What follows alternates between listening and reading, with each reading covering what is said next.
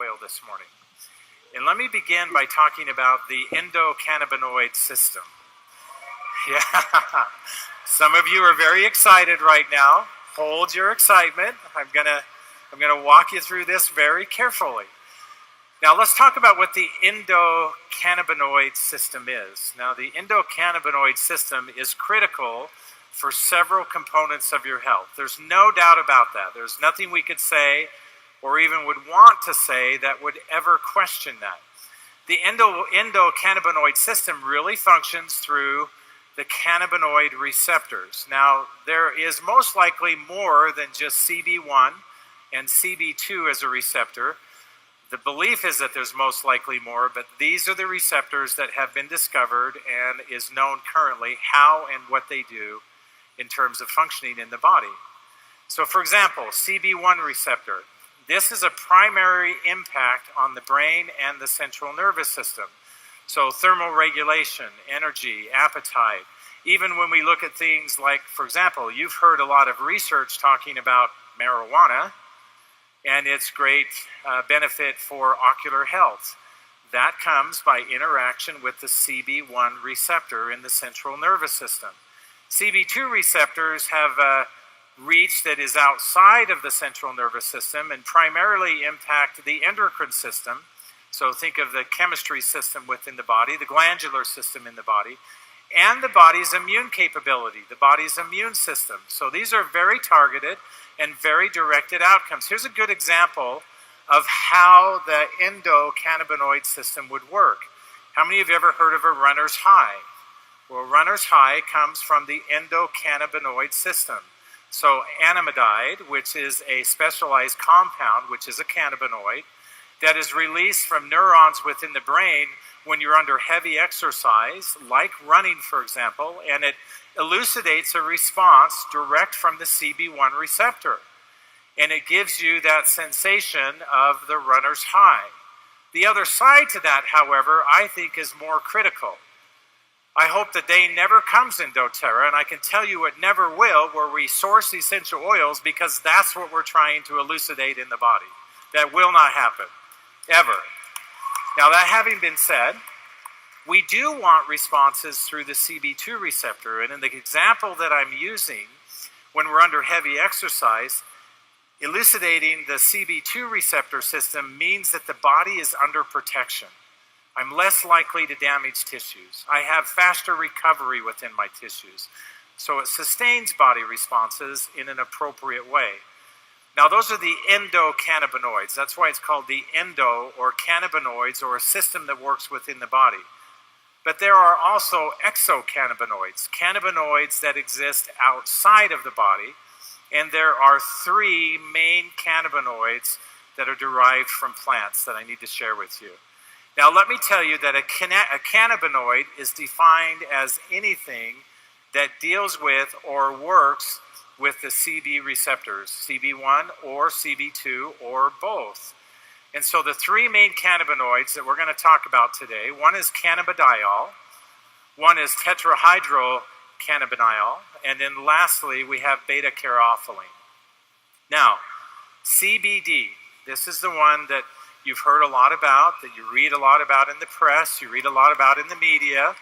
Let me give you some clarity into this for a moment.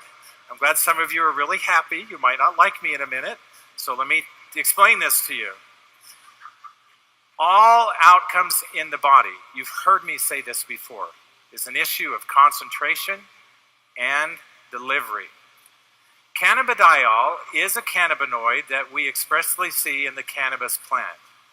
Now, there's nothing wrong with that except for two primary things in this discussion of how we would define potency in doTERRA. First, we've tested a number of different oils that are in the marketplace under this umbrella.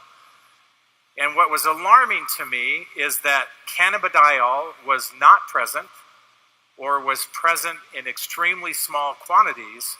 We're not talking 1 to 5%, we're talking 0.02%, 0.01%, very small amounts. The other challenge that exists with cannabidiol, now there's lots of reasons why maybe that's not being liberated in the essential oil. And this is a big challenge with this: improper processing, sustainability of sourcing, and whether or not the compound and the chemistry is even present in the oil in a substantial amount to create the benefit that we're looking for. Is it in the plant? Yes.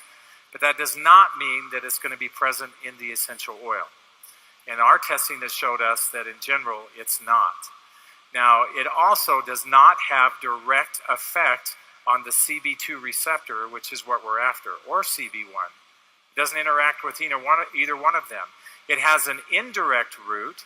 Part of the challenge with that is we like direct activity, because when we have direct activity, we have direct response that correlates to what that receptor or what that ligand, or in this case, what that cannabinoid would suggest that it should do. So that's a challenge that exists with that. That does not mean that cannabidiol is not a good thing. It just means it's not readily available. The other challenge we have with tetrahydrocannabinol is tetrahydrocannabinol, THC, we're all familiar with what that is. It interacts almost exclusively with the CB1 receptor. And it is present in hemp oil in very high amounts. It's illegal. And we're not going to participate. We refuse.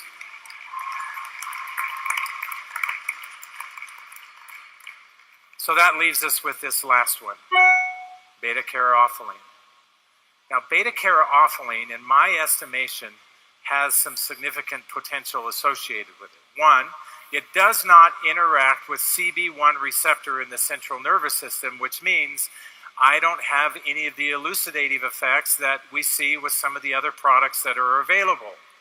Secondly, it does interact, and it interacts directly with the CB2 receptor, which is where, when we look at all of the research and all of the information, it's talking about this interaction, this direct interaction with the CB2 receptor.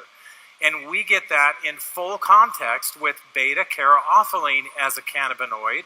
Rather than cannabidiol, or rather than THC, we look to beta-caryophyllene as providing that same benefit, but in a more magnified and powerful response. So we have a lot of oils that have beta-caryophyllene in it. We've talked about black pepper. We've talked about black pepper in a number of different qualities of use, including helping the body to recover and to overcome addiction-type behaviors. All of these essential oils have very strong capacity for helping to eliminate any type of environmental threats that we would see. They're all very significant. Each one of these, what's not listed on here is oregano, and you've heard me talk many times about oregano and its interaction with CB2 receptors. There is not any one single oil that is going to do all things in all circumstances. It cannot exist, and it will not ever exist, because simply your body doesn't work that way. That's not how body physiology works, and that's not how chemistry within that physiological system would be expected to work either.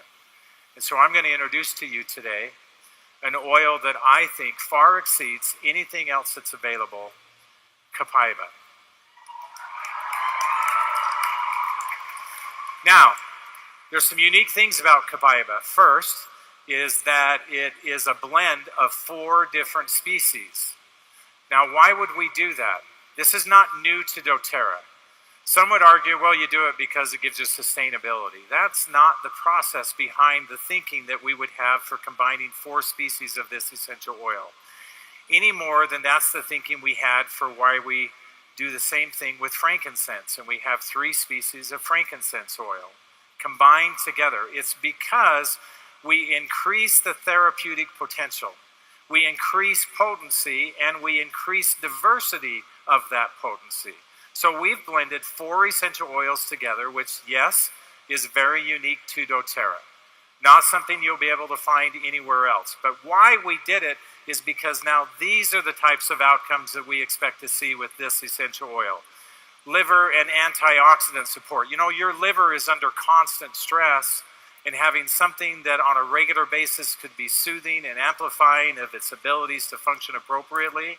And go right through the list: cardiovascular, digestive, immune system, respiratory, neurological function, all driven through the CB2 response as a receptor. And now we have chemistry that interacts with that at an appropriate level so that we really do see these types of benefits and outcomes. Now there's some simple ways to do it. Internal application. I've given you, instead of just saying this is what we want to do, I'm giving it to you differently. Use 2 drops in a capsule. And it can be taken in the morning and in the evening. And I'm suggesting that you would want to do that for cell support, whole body support. Blend with frankincense will increase that even more. And you learned just a moment ago that maybe considering white fur is another way, or Siberian fir is another way that you could increase that even more. Put a couple of drops in your water. That remains an excellent delivery system for the essential oils. Not because the water and oil mix, but because it gives us access to the mucous membranes. Take 1 or 2 drops under the tongue in the morning, or take one with mealtime, a capsule with mealtime. Now remember last year we talked about neuroexcitability, and we said that when neurological tissue becomes excited, while there can be some real benefit with that, there can also be some real challenges because it increases our cognitive perception of being uncomfortable specific to a tissue response that's elucidated or anticipated through some other fashion or process. Do you understand what I just said? Some of you do, some of you don't. It's okay. What you want to do is use this oil topically for some of those kinds of conditions. So apply it directly over the affected area. And do that diluted for the reasons that we just talked about. It holds the essential oil directly into the tissues. Combined with blue tansy is a great way to think about this topically for any skin irritations. And then once again, blend it with the facial moisturizer that we have, or with cedarwood, which supports the underlying tissues of the skin. So you get a really healthy skin profile on the inside out by just following a simple application method that way. Now, it really does have concentrated focus directly into these areas. And it's very powerful for that reason. So think about this globally now for immune support. Think about it for good ways to have a normal, controlled, wait for it, inflammatory response, and a reduction of tissues and reduction of the excitation within neurological tissues. In other words, helping the body to become at ease through all of those systems. Now, aromatically, this is a really easy essential oil to use too. It is just as simple as breathing in the aroma, but I would suggest that you learn to use this oil periodically throughout the day, calming the emotions and the stress that comes with that sense of dis-ease that happens in the body. Combined with citrus oils to elevate the mood, or combined with Siberian fir or a floral oil will cause it to be deeply relaxing and soothing to the body. Are you excited about the new oils? There might just be a few more. And so hold on to your seats. I'm going to enjoy being with you for the next 3 days. Enjoy the rest of your day. Thank you.